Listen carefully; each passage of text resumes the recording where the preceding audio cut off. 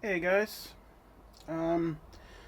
So a couple weeks ago I put up a video about drill pumps, how they work. I tore two of them apart and showed you the differences, why one works and why one doesn't. And got a pretty good response. So today, garbage picked a microwave. Now obviously this is the back, but I'd like to give you the information. It's got 700 watts. It uses, 120, 1.5 kilowatts. And there's a whole bunch of testing information there if you want to read it. I really don't care. Show you the front of it just for shits and giggles. It does work. I should say it turns on and it runs. I don't know if it actually heats things, but I did run it. But I don't want a microwave. I have this one, plus one from a friend, plus a spare at the cottage, two spares at the cottage, and we have the working microwave at the cottage, and we have a microwave at home here. So, taking this guy apart. And figured I'd do it on camera, show you how it looks. First thing, it is unplugged. I ran it, so there's probably a charge on the capacitor, but we can deal with that once we get to it. I've already taken out the screws in the back here, so it should be just a simple matter of popping this cover off the sides, coming straight back.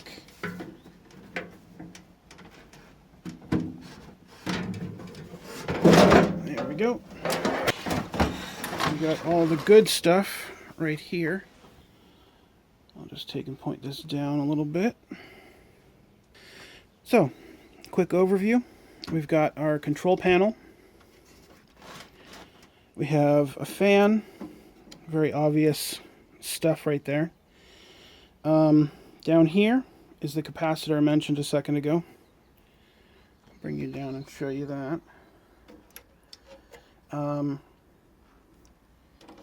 It looks like, yeah, there's a resistor, I believe, right here, but that's actually a fuse.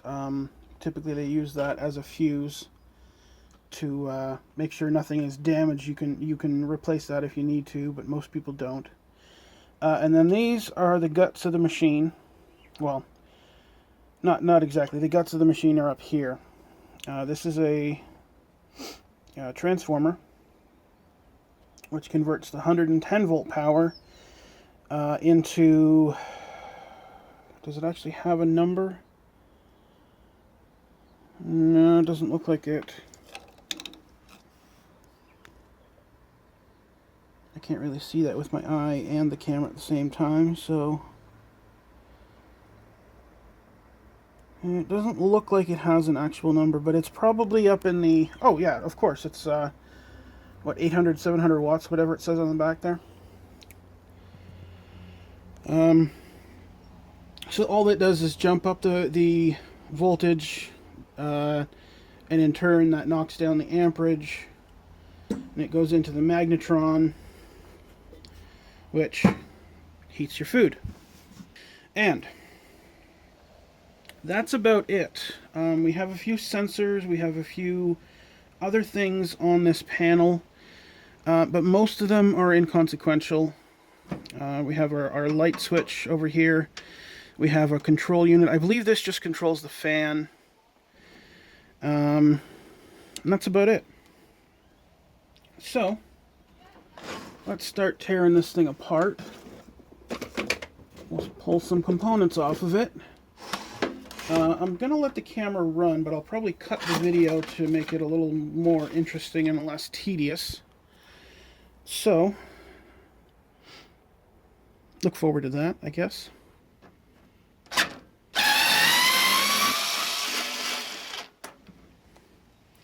I got this guy at the local Loblaws Supercenter. It was just super cheap, and I needed a powered screwdriver.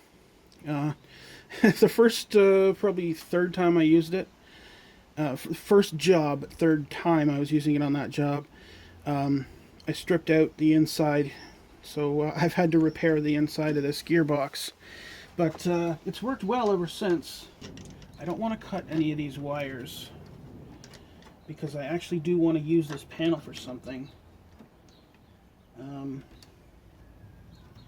As long as these wires are still connected, it will act as a timer, and you can use the guts to turn other things on and off. Mains voltage comes in here, so we can take that off because it's clearly marked. And then grill and VPC. Let's put this back up here for now. We'll turn you around. And you know what, we'll just pop this off so we can get it out of the way. There we go. Now, probably in an upcoming video, I'll show you what you can do with these little panels. Basically, once you provide power, you can use them to run little electric motors or something of the kind.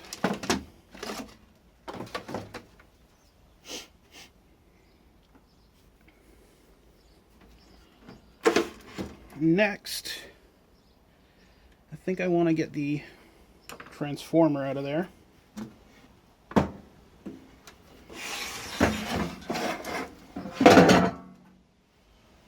That'll be the glass plate inside. So we've got 4 screws.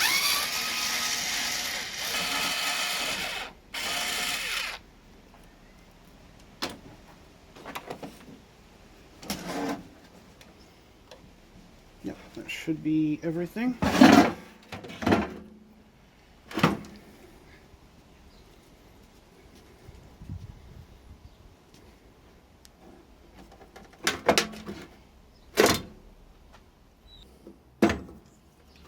Okay, now we've got the secondary pulled out of there. These are the primary.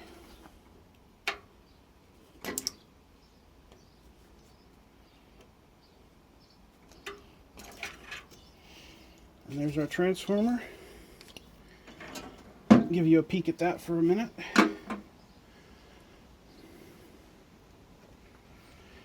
I am going to be using this for something. I'd like to build a small spot welder if I'm able to. But just a quick transformer tutorial. So what you have here is you can obviously see the outside, but then there's a piece down the middle as well. This is your primary, where the power goes in. This is your secondary. There's also a few other cores in there, but your 120 AC comes in here. This wraps around, and it has to be AC that goes into these. DC doesn't work. But what you have is this: the wraps create an inductive current. Let's say they basically as electricity moves through these wires, it creates a magnetic field, and that magnetic field then creates a current up here. And you can run these things backwards just as easily as you run them the right way. This one here is a step-up transformer, but of course if you were to run it backwards, it would be a step-down transformer. But then what you have is you have your primary, then you have your secondary, which is behind all this tape. And in this case, it looks like there's only one. Yeah, it looks like there's only one. Oh no, there is 2. You can see, hopefully, if I move this out of the way, you can see there's some more wires back there. So it does have a two secondaries in it. Oh yeah, of course, because it's got the output here. And then this one is an output as well. But that's basically the basics of a transformer. Now we're going to take out the capacitor. If I'm able to, I think I should be able to get in there.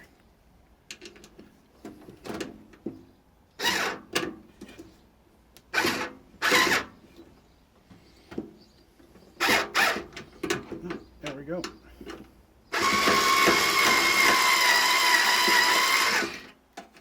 I know you can't see it, but you will in a sec. Alright, here's our capacitor. Okay, a little bit of a reflection there.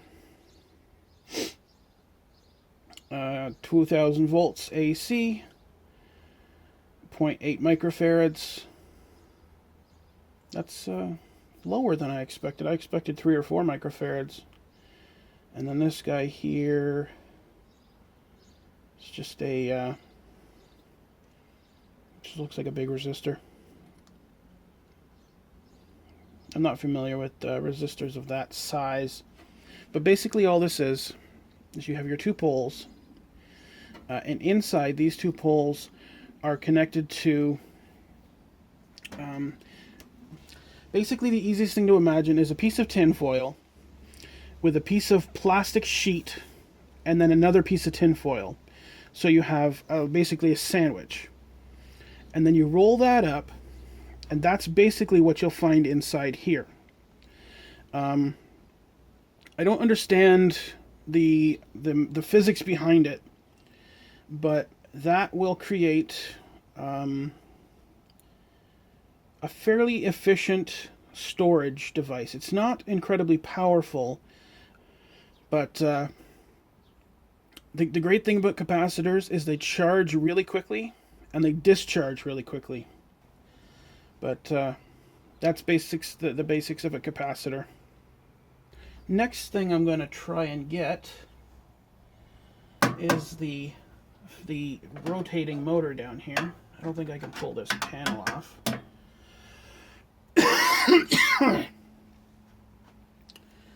But I should be able to take the whole bottom off.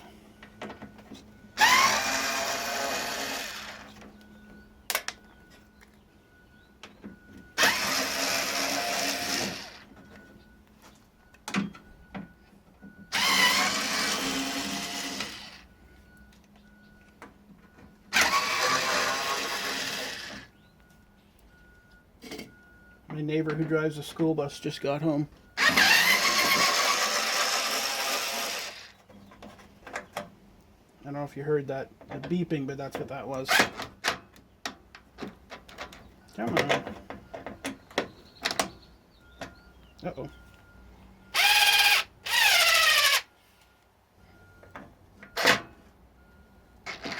Nope.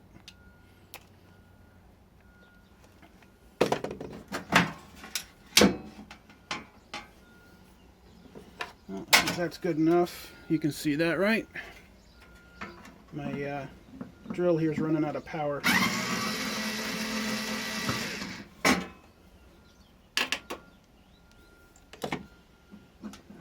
This should just be a slide out, I think. Oh, of course, it's got this thing on the inside. This was pressed onto the shaft, so obviously it wasn't going to pull through that hole.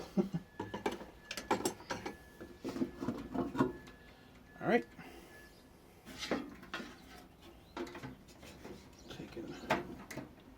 Disconnect you. Close you back up. So, this motor, let's see if I can show you here. I think it says synchronous motor. I think this is actually a universal motor. meaning that it can be powered by either AC or DC. It's definitely brushless. Yeah, I always like keeping little motors and stuff. They always come in handy. All right. I'm gonna leave the magnetron in it for now. I don't want that right now. I might take the fan though, assuming the fan is AC powered. I think it's AC powered, and I can just plug that right into the wall.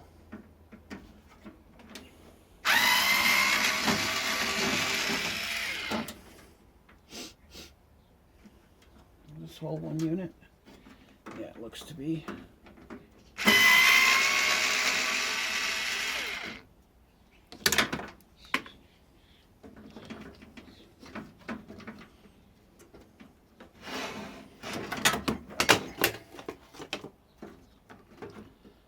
Slide that out. All right. Got the little motor off here. Yeah. If you look right here, I'm sure it's a little hard to see. I can't really do anything about that though. It does say 120 volt, 60 hertz. So I should be able to just plug this right into the wall. I like these little motors. They're super quiet. I have one inside the house on a fan. Throws a ton of air and you can barely hear it. There's a better look at that circuit board. But that's about it for that. Now, what else do I got in here? Like I said, I want to leave the magnetron in there for now. I don't have a reason to take it out. I don't have a need for it. I'm going to leave the light bulb there for now.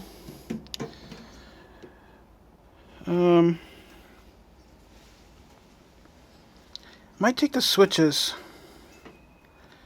But again, I'm just going to leave them for now. But that, I don't know if that helps. That is the basics of the insides of a microwave. It's all the same. You have your panel, you have your transformer, capacitor, magnetron, fan, and some circuit boards. So if you want to give it a shot, go ahead. And just remember to unplug the machine and discharge that capacitor. And have yourselves a good day.